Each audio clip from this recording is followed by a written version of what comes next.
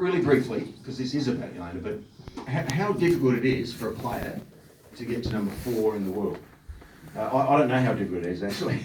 It's beyond what most of us can achieve in our life, but we think there's about 1 million tennis players in Australia, something like that. It's growing rapidly because we've got hot shots now in the schools. 1.3 million kids. There you go, 1.3. Yeah, so you've got a modern person here. We think there's north of 100 million, and maybe that's 130 million, that play tennis in the world. So that's men and women. And Jelena got to number 4. Number 4 in the world, so not bad, kids. Huh? Pretty hard. So she also got to number 10 in doubles. 9. 9. See, Wikipedia doesn't work like it should. Number 9. I did some commentary with you during the summer. That was a pleasure. How did you find that? I loved it. It was really good. Yeah, I love the whole media space, and something I never thought I would be in while I was playing. We had a different relationship then. But no, I've really loved it. The commentary, and I get to co-host now as well, and do all the previews and stuff, and I really love it. Get to work with people like you. So we had a lot of fun commentating. We did. A lot of fun, a few laughs. What about Todd Woodbridge? He's been coaching you a little bit, hasn't he? Yeah.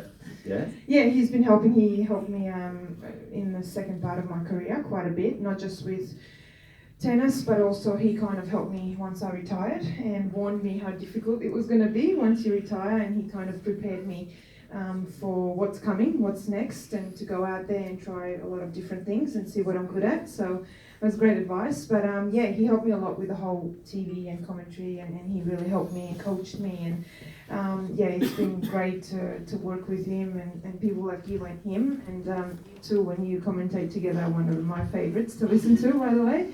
So it's been great. Thank you. Todd, I know, I don't know if you know, but he sings Jelena's praises a lot, and rightly so. We work for Channel 7, so I've seen and heard him for several years now, promoting you within that station. So that's nice to have someone of his ilk, isn't it? Supporting you. Paying good money to do that. Oh, do you? I'm joking. He likes the money too, Todd. He really likes it. He's got a fair bit already. He's okay. Look, what about coaching the local kids? So why have you, apart from Daniel and Emma Kate and all the team here, and of course Mr. President over there, who's a legend in this area as well. What brings you to the Bayside? I know you live near the city, in South Bank. Yeah. Tell us about why you came here. First of all, Duya. So he's a very good friend of me and my partner. It's been 15 years. I can call him husband. We go way back. Daniel and I played juniors together.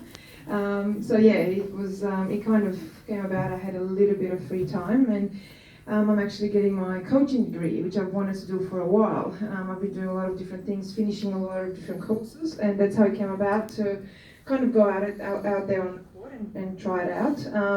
A big reason was also that I really have found in the last few years that I really enjoy working with kids, not just on the tennis court, but in general, whatever it is. So that was my big motivation, to try and work with kids, more so than the professional tennis players. And I felt like this is where I can really make a big difference and help them. And everything that kind of I went through, I can pass on a lot of that knowledge, and that's how it came about. I've loved it. So much so that I want to move here to Beaumauris.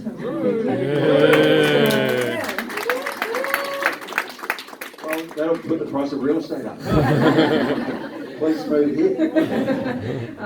So it's been great. I love the club. Everyone's been so nice. Great atmosphere. I think that's the most important thing when you go somewhere. That's what I was kind of looking for, and everyone's been incredible, but also I just love the atmosphere in the whole club, the academy, what Daniel does, what Duya does, and when we work together. I think we work hard, but we also find kind of the time to have fun, so it's a nice balance, and the kids and all the players have been amazing. So that's definitely kind of kept me interested, because I wouldn't do it if I didn't like it, but I love it.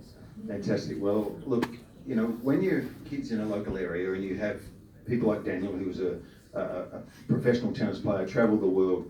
How many years, Daniel? 3, 4, 5? 7. 7 years. I am getting older. 7 years. Okay. How do you still look good? Give it time.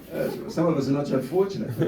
But look, you've got professional coaches that have actually played the game. When you listen to players who have played the game, kids, and when I listen to Jelena commentate, next time you hear her commentate, and when she's on the court, you listen really specifically at what she says, because she can read the game. She really can. So not all commentators have the ability to dissect what's happening. You can't just tell people what they've just seen, but you have the ability to read the sport really well. And that was part of the reason why you were so good. The other reasons are that you have to work hard. So when I was up in White City many years ago, probably about the early 90s, 95 probably, I remember seeing Jelena hitting against a wall at White City time and time again. And the practice and the amount of balls that she hit. So tennis is a game for everybody, and we have so many numbers that we want to play the sport. So you either play for fun, but if you really want to be good, you've got to work hard. And you did more than anyone maybe that I've seen. Yeah, I worked very hard. I think, well, all of us do, pretty much everyone that's made it into professional tennis, they didn't get there the easy way. You really have to work hard. And for me, I find it when I work with kids or whoever it is, whether it's really small kids or juniors, even pro players, that's what you look for. I would rather have a kid that worked really hard, had great attitude, was willing to learn, other than having maybe a talented kid who wasn't really in it and didn't really want to work hard. So for me, it's always been, and a lot of the kids that I work with, they know all I'm saying constantly is to work hard, have that intensity, have a positive mindset, and I've said it to them, if you come off the court and I ask you a question, which is, did you leave it all out there? And your answer is no, well, that's not good enough. So your answer should be yes, whether that's practice or matches, whatever it is, you better leave it all out there. And, with time, this is not a sprint, it's a marathon. So we practice for 10, 15 years before we can maybe even make it into the pros, and then your career goes on for 15 or 20 years. It's a very long time. So I think you've got to be really committed, you've got to be patient and willing to work hard. Fantastic. Well, in 2000, when you were 17, you got your best Grand Slam result. You made a semi-final at 17 years old at Wimbledon. You made, I've just got this written down, just so now if Wikipedia's wrong here, I won't get interrupted again, all right? But quarter-final of the French in 02, and 2 fourth rounds at the US Open in 01, in 2000 and 2001. Mm-hmm. Then there was a big gap in terms of results at Grand Slams. But in 2009, it was one of the most memorable Australian Opens I can ever remember. You made the quarterfinals again. And we were all watching you. We didn't know Jelena that well, I guess. All of us, a little bit, we did. But I had a tear in my eye. I know that in 2009 when you won those 4 matches in a row. Tell us a little bit about that year. Yeah, it was a big year for me, not just because I made the quarters of the Australian Open and it was at home, but I had a big gap, as you said, for personal reasons, which a lot of you have read my book by now and know why that happened. We're here to sell books, Jelena, don't we? It's okay. Read it in the book.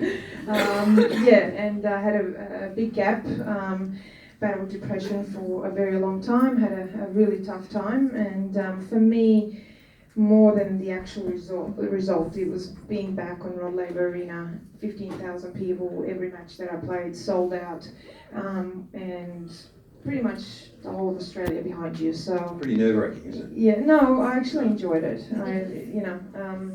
If you give me now, I don't know, to win the US Open or play the quarterfinals of Australian Open with that crowd and those emotions, I would take the Australian Open. Yeah. Okay, fantastic. All right, well, we are here. There are some books there. I'll let you decide what you want to say about the book. It's been a journey, hasn't it? Yeah, it has. Look, it's kind of hard to explain the book, I think, in a few sentences, which is basically my whole life. I think it's a lot bigger than tennis, because I had to go through a lot. So from a very young age, being a refugee twice, going through war, we really didn't have much. We had days where we had nothing to eat, and going through all that. And at the same time, I think a lot of you know with my father what happened and a lot of the abuse that happened. Still going out there and making it as a professional tennis player, being number 4 isn't so bad. And then kind of dealing with the whole family situation. Being in a new country, I was also bullied when I was younger, and had to overcome a lot. Then also leaving home, again dealing with the whole family situation and abuse and everything that I went through. Battled depression for over 10 years, almost committed suicide in 2006.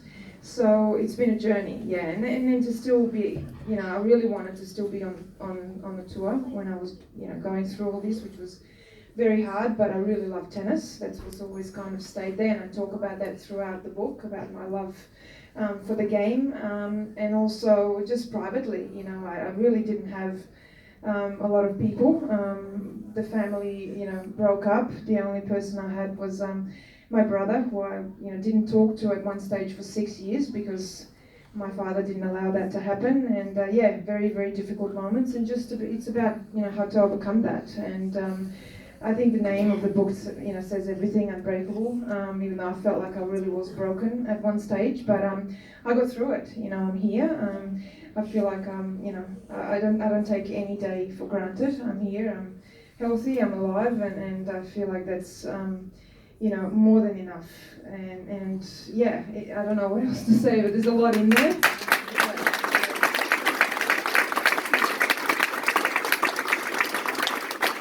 We're glad you're here. We're delighted you're in Beaumauris and in Bayside. And gee, how well does she speak? Not bad, man. You've got a future there just on its own. I'm doing it, don't worry. Yeah, good on you. Good on you. That's great to see. So thanks for coming. No, it's a pleasure to see you. It really is. Thank you. Thank you.